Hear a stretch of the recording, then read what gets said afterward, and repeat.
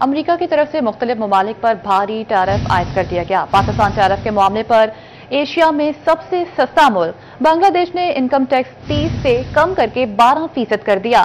مزید تفصیلات جانتے ہیں بلال ڈوگر سے۔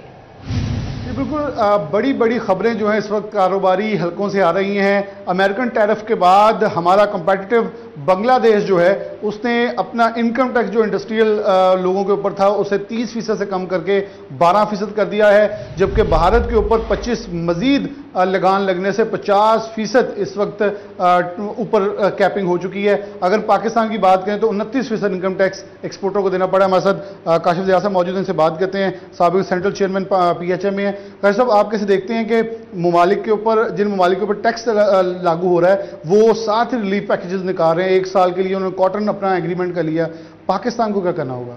دیکھیں بلال، پاکستان کو نو ڈاؤٹ جو پاکستان کے پاس اس ٹائم پہ اپرچونٹی ہے، گورنمنٹ کو بہت زیادہ کریڈٹ جاتا ہے، لیکن ہمیں خطے کے اندر بڑی گہری نظر رکھنی پڑے گی کہ ہمارے جو ہمسایہ ممالک ہیں وہ کون سی پالیسیز اپنے ایکسپورٹرز کو آفر کریں، اپنی بزنس کمیونٹی کو دے رہے ہیں۔ نو ڈاؤٹ کوئی بھی یہ نہیں چاہے گا کہ ہمارا شیئر جو ہے وہ پاکستان میں چلا جائے، تو ہر بندہ اپنی کوشش کرتا ہے۔ جس طرح پاکستان کے پاس اس ٹائم پہ گولڈن اپرچونٹی ہے، ایف بی آر کی تلوار ہمارے سر کے اوپر لٹکائی گئی، کوئی اس طرح کے پالیسیز انہوں نے انٹروڈیوس کروائی ہیں جو کہ بزنس کمیونٹی کو نامنظور ہے۔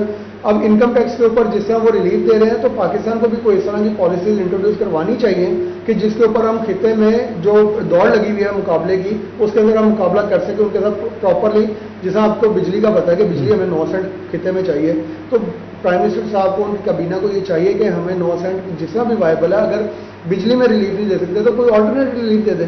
ہمارے جو ریبیٹ سیکشن ہے جس کے اوپر ہمارے ریفنڈز آتے ہیں اس کے اوپر ہمیں دے دیں۔